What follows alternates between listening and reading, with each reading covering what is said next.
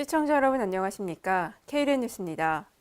강원도 내 9개 발전 시멘트 업체가 미세먼지 감축을 위한 협약을 체결했습니다.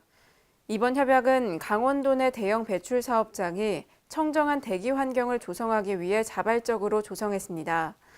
협약에 따라 9개 업체는 오는 2025년까지 미세먼지 배출량을 38.8% 줄여 41,779톤으로 감축할 계획입니다. 충남 친환경 농업연구센터가 지난 16일 문을 열었습니다. 센터는 총 100억 원이 투입돼 지하 1층, 지상 3층 규모로 조성됐습니다. 충남 친환경 농업연구센터에서는 친환경 농업 전문 연구와 현장 맞춤형 기술 개발이 진행될 예정입니다. 충청남도 농업기술원은 센터를 통해 현재 2.4%인 친환경 인증 면적을 오는 2022년까지 5% 이상 확대할 수 있을 것으로 기대하고 있습니다. 충청북도 지역혁신협의회가 첫 회의를 개최했습니다. 회의에서는 4차 국가균형발전 5개년 계획과 국가혁신 융복합단지 육성 계획이 발표됐습니다. 앞으로 지역혁신협의회는 시도 발전계획 및 시행계획 등을 심의하고 중앙과 지역 간 허브 역할을 수행할 예정입니다. 서울시 동부권 NPO 지원센터가 지난 16일 문을 열었습니다. 서울시 동부권 NPO 지원센터는 서울시 동부권 지역 문제를 해결하고 시민 공익 활동을 지원하기 위해 설립됐습니다. 센터에서는 동부권 NPO 조사 연구와 NPO 먼저 활동과 경험을 공유하는 등의 사업이 시행될 예정입니다. 임시로 개관한 서울시 동부권 NPO 지원센터는 오는 2020년 동부권 세대 융합형 복합시설로 이전될 예정입니다. 경기도가 경기도 소상공인 자영업자 종합지원대책을 발표했습니다. 경기도는 오는 2022년까지 총 4,116억 원을 투입해 경기도 소상공인과 자영업자를 지원할 예정입니다. 이번 종합지원대책에는 상권 분석과 지역 화폐 발급, 수수료 없는 결제 시스템 설치, 사업 정리 등 창업부터 영업, 폐업, 재기에 걸친 단계별 맞춤형 대책이 포함됐습니다. 탄소산업 활성화를 위한 정보 공유의 장이 열렸습니다. 한국탄소기술원이 보유 기술과 장비를 기업들에게 공개했는데요. 자세한 소식 김경모 기자가 보도합니다. 한국탄소융합기술원이 탄소산업 활성화를 위해 기술을 공유하는 자리를 마련했습니다. 탄소기술원은 16일 제1회 KC 테크데이를 열고 탄소 융복합 기술 관련 기업인들과 전문가 150여 명을 초청해 특허 기술과 논문을 공개했습니다. 탄소기술원은 이날 고출력 에너지 저장용 활성탄소 제조 방법과 재활용 탄소섬유 회수 방법 등 총 81건의 특허 기술을 공개했습니다. 이날 행사는 박윤혁 원장의 CFRP 산업 최신 동향 발표와 탄소기술원 연구원들의 논문 발표로 이어졌으며 전북 연구특구와 연계한 연구소 기업 등 기술 이전 지원 사업에 대한 설명 시간도 가졌습니다.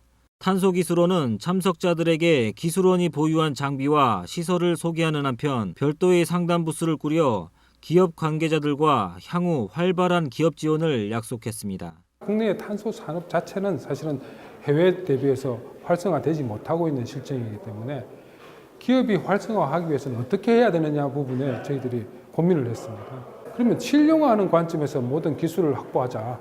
그를 위한 원천 기술을 먼저 확보를 하고 그 원천 기술을 바탕으로 해서 연구소 기업이라는 부분부터 확대를 해보자.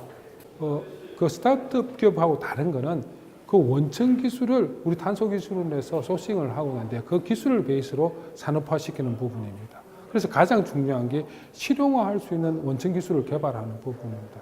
그러기 위해서는 혼자서 하기는 힘듭니다. 그래서 이런 관련된 기관, 관련된 기업들과 모든 것을 협업하고 그리고 지식을 공유하고 이러는 차원에서 이렇게 하는 게 가장 시발점이다 생각하고 오늘 1회를 하게 되었습니다.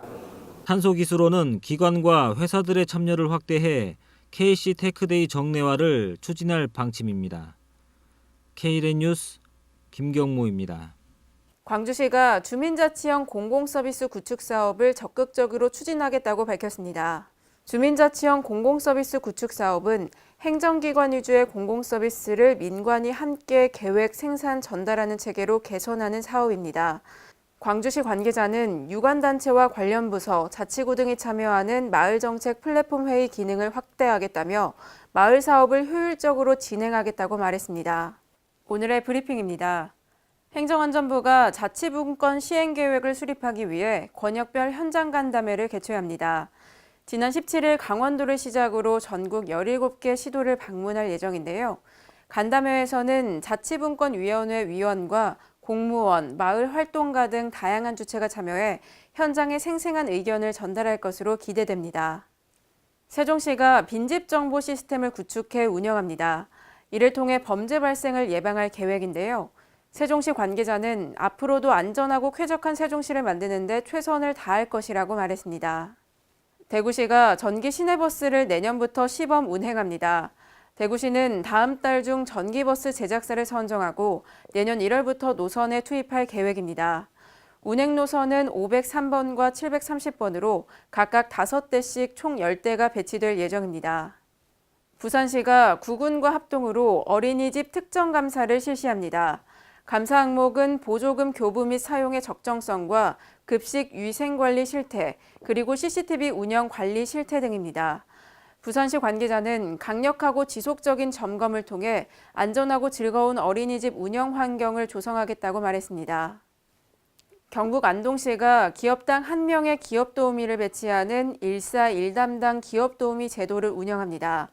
이 제도는 중소기업의 6급 팀장 공무원을 배치해 기업의 애로사항을 발굴, 처리하기 위해 운영되고 있습니다. 안동시 관계자는 기업 경쟁력이 곧 지역의 경쟁력이라는 자세로 기업하기 좋은 여건을 조성하는 데 최선을 다하겠다고 말했습니다. 대구시가 청년들에게 카페 비용을 지원합니다. 대구시는 이번 사업으로 청년들의 활동 공간을 확대하고 지역 기업 및 청년 정책을 홍보할 예정인데요. 올해 3개월간 시범 사업을 진행하고 이후 활동 청년들의 의견을 수렴해 내년 사업에 반영할 계획입니다. 환경부가 다음 달 16일까지 전국 17개 시도 273곳에서 운행차 배출가스 초과 차량을 집중 단속합니다. 이는 겨울철 미세먼지에 대비하기 위해서인데요. 이번 단속은 노후 경유 차량과 수도권 휘발유 차량의 배출가스를 집중적으로 단속할 예정입니다. 이상으로 K랜 뉴스를 마칩니다. 시청해주신 여러분 고맙습니다.